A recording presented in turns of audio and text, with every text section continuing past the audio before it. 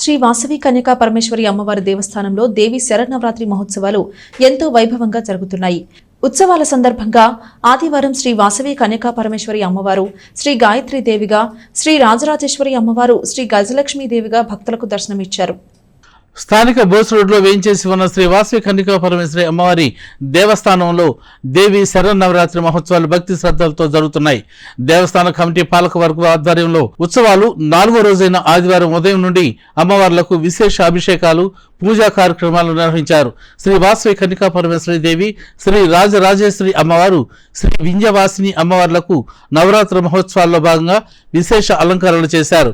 ఉదయం నుండి శ్రీ నగరేశ్వర స్వామికి మహాన్యాసకపూర్వక ఏకాదశ రుద్రాభిషేకాలు నిర్వహించారు.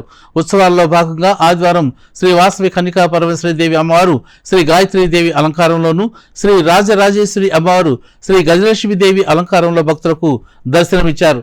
పలువురు భక్తులు ఉభయతాతలుగా వ్యవహరించి అమ్మవారి పూజా కార్యక్రమంలో పాల్గొన్నారు. ఆలయ అర్చకులు నుదురుపాటి రామకోటేశ్వర శర్మ అమ్మవార్లకు విశేష పూజా కార్యక్రమాలు నిర్వహించారు. ఆలయ కమిటీ సభ్యులు ఉత్సవాలను పర్యవేక్షించారు.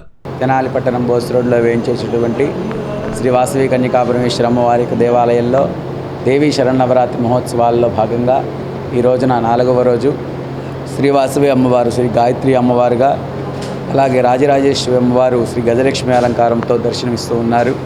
మరి ప్రతిరోజు కూడా అమ్మవారికి విశేషమైన కుంకుమార్చనలు, నిత్య హోమాది కార్యక్రమాలు, అలాగే అమ్మవారికి ప్రీతిగా పంచామృత అభిషేకాది కార్యక్రమాలు, సామూహికంగా మహిళ భక్తులందరి చేత కూడా నీరాజన మంత్రపుష్పములు జరుగుతాయి. సాయంకాలం వేళ ప్రదోషకాలంలో అమ్మవారికి విశేషమైనటువంటి హారతులు, అలాగే సాంస్కృతిక కార్యక్రమాలు కూడా జరుగుతూ ఉన్నాయి. కావున భక్తులందరూ కూడా దేవాలయానికి వచ్చేసి అమ్మవారి యొక్క దర్శనాన్ని దర్శించుకొని అమ్మవారి యొక్క తీర్థ ప్రసాదాలు తీసుకోవాల్సిందిగా కోరుతూ ఉన్నాము.